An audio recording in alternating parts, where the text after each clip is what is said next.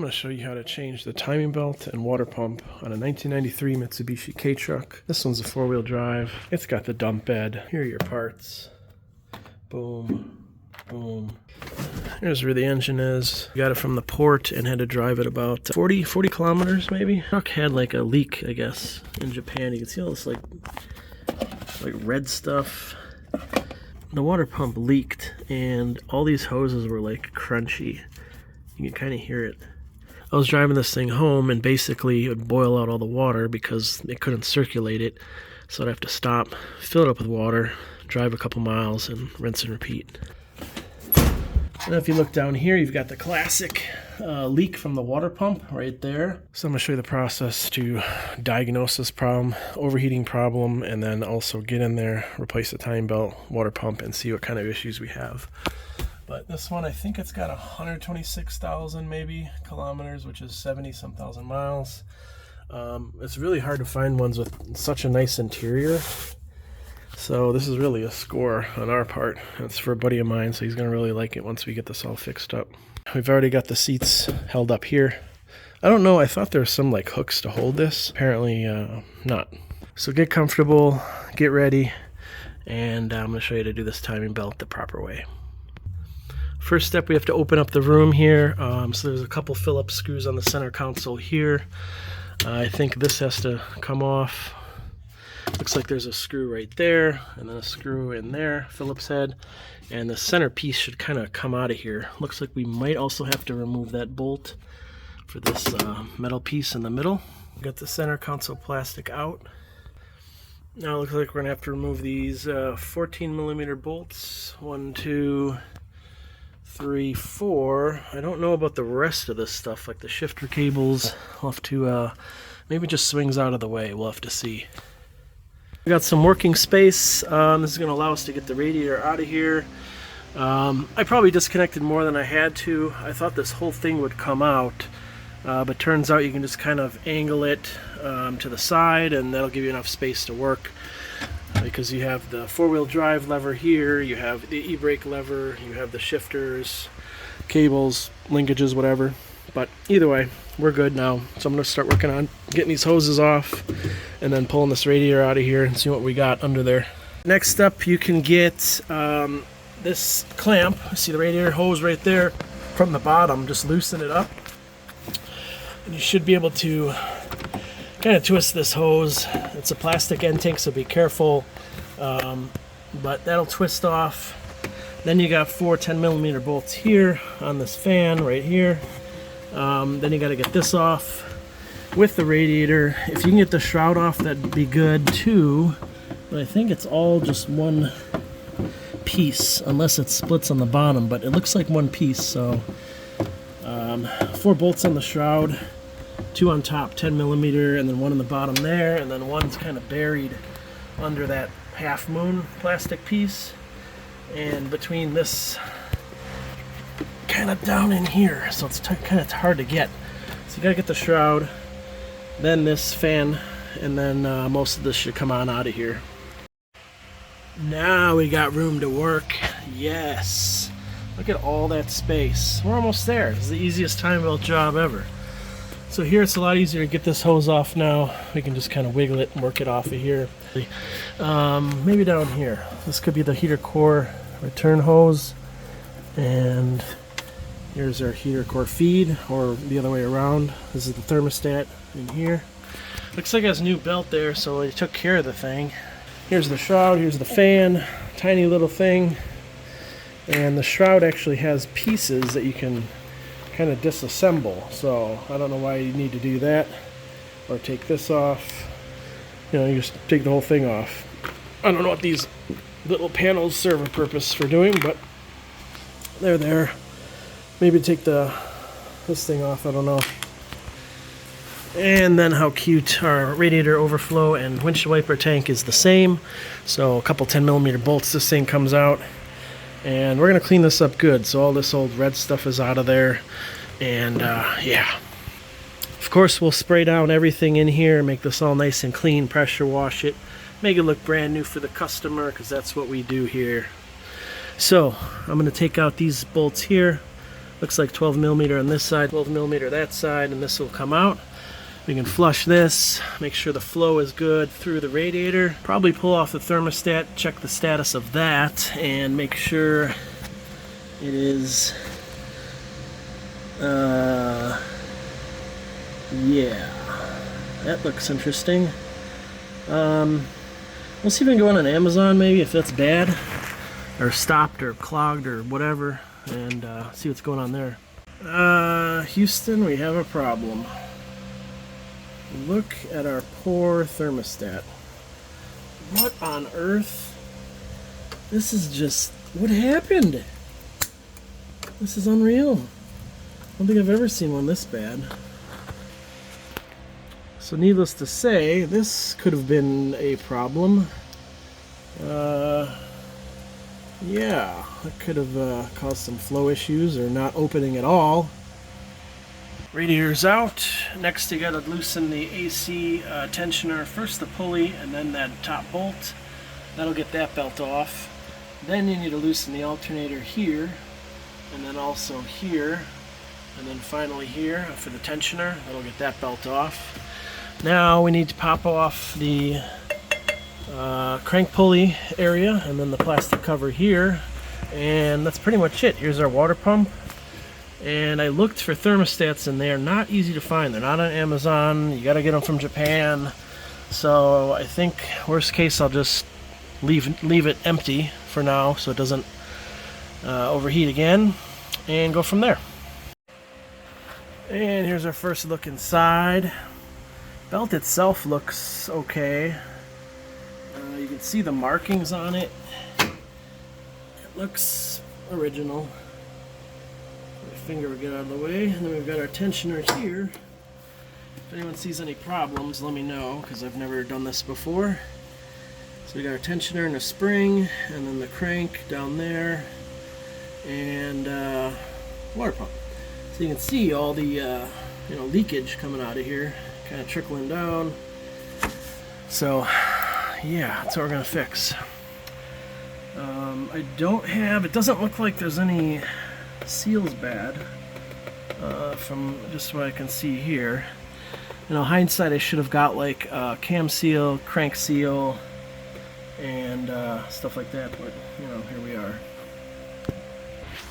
So best I can tell, we're gonna have to line up that dot on the cam to probably that mark right here on top, that little yellow hash, and I'll have to check online to see where we're lining up the crank. Just to make sure we got that right, but yeah, I don't want to guess at this point. So line up to TDC and then we can remove stuff. Here is our timing marks. So we've got the dot in the center of the cam gear right here. We got the triangle. That's lined up with that mark. Then we've got our bottom sprocket right there. You can see that's lined up with that mark. And then this one, I don't really know what this lines up with. It's kind of hard to see. But it looks like they had a yellow line here that lines up with that little mark over there. I don't know how else to measure this or kind of verify. I'll have to review the video to see if I'm missing a timing mark in here somewhere, but yeah, that's kind of what we got on here. So I think I'm just gonna, if I pull off the belt and I don't see any marks, I'm just gonna shoot for that yellow, make sure that's kind of still lined up right there. I mean, it kind of makes sense, that little dot and that little cutout a little bit. Not really. It's just someone made that line. Yeah, I don't know. So I think from here, tensioner, water pump, and then belt, water pump, tensioner, and then we're good to go, hopefully. Belt came off, nothing snapped out of alignment, so I think we're good there. Everything's still good to go. Just watch the spring here, because you have to pull this spring back to get it. Yeah, and this is like not moving, so just gotta watch this because that spins. The spring just kind of springs back, and we can inspect all this if we really wanted to. pull this off. It only goes on one way. There's your little plate. And let's see if we got a crank seal under there. We do. This one doesn't look like it was leaking. I don't know what all that gunk is, but it's not oil, so I think we're okay here. And I noticed that this thing just like spins. So I don't think there's obviously no like trigger pickup for the cam angle sensor or anything, but just a spacer, so that goes there. Yeah, I'll try to clean out some of that gunk, but that's all we really got going on here. And then this just kind of sits like that on that post. And water pump time. So let's knock this off. Should just pop off. All the bolts are out. There we go. What do we got here? Ooh, that's not looking good. That is not looking good. Rusty, but I mean it's still there, so it should still work. I think our major problem here was just the leak, and then the thermostat. That was all gunked up. So we're gonna do a nice flush, get everything cleaned out, put everything back together. Everything cleaned up best I could. Did some light sanding on the block surface with the water pump gasket. Everything else looks good here. So we're gonna go back, start with the reassembly, the water pump gasket, water pump, tensioner spring, and go on from there. I wish I had a cam and a crank seal, but it just didn't work out that way. I was planning just for this water pump issue and sending it on the way to the customer, so this is what we got. Got the new belt on, we got the tensioner. Just want to do one final check because we're tight on the bottom here, and our top marks are still good. Our mark here looks good. This looks good. If you remember, this yellow line kind of lined up with that indent, that little Pac-Man looking thing. I guess that's kind of close. It wasn't to that dot. So as of right now, I'm good with that. I'll have to just check the video to make sure. And the tensioner, you see where the spring is. We actually had to push this arm this way as far as we could, and then we tighten that nut. That's the only way to get the belt around it. Now when the belt is all good, you loosen this nut, and then the tensioner spring snaps it into place, puts tension on the belt, and then you tighten the nut again, and then that's your tensioner. It's like a manual kind of set thing. So that looks good to me. I'm going to just watch the video again just to make sure that is where it's supposed to be. But other than that, we are looking good. I want to show you what happens here with the tensioner. So I'm going to loosen it, and then it's going to snap, and that's going to find our tension. So if you watch, I'll loosen this. Boom. There's our tension. Now we tighten it back up. Pretty slick, huh? As I love to say, installation is opposite of removal. We've got this cleaned out the best we can. There's still some red stuff in there a little bit, but for the most part, this is way better. Cleaned everything down in the engine bay, pressure washed a little bit here. Got it looking fresh, as you can see. Tightened up everything in reverse, AC, pulley, tensioner, alternator, tensioner right there. And we got the fan clutch thing on, bracket, and the shroud and the radiator. We got the center console sprayed down with simple green, looking fresh. And that's about it. I did some rotations by hand to make sure everything is good and nothing's contacting, so I know everything's lined up that way. I guess there's a window or something on the transmission that you can find there's a little hole that you can find TDC. I didn't have to do that because the belt was already on. But I'm just going to finish putting everything back in. Windshield washer area thing here, and then the hose. I just put this in without the thermostat because, like I said, those are hard to get. I guess it's going to take a couple weeks, and we don't have a couple weeks, so I got to get this thing on the road.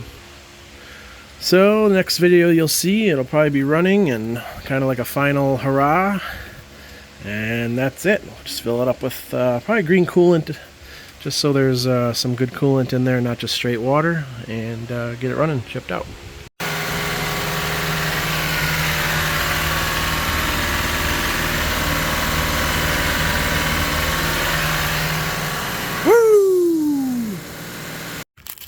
And the Minicab is finished. We got the timing belt, water pump all installed last night, as you saw, and she's running well. Didn't put in a thermostat because we just can't get one in time, but no leaks, everything is good, dump is working. So this one is off to the new owner. Thanks for watching. As always, like, subscribe, comment, let me know what you like, what you don't like. I like to do a lot of how-to videos, as well as kind of the buying the unknown, the auction flips, and seeing if we can make any money with Lexus, Toyota, and other odd stuff. Thanks for watching. Take care.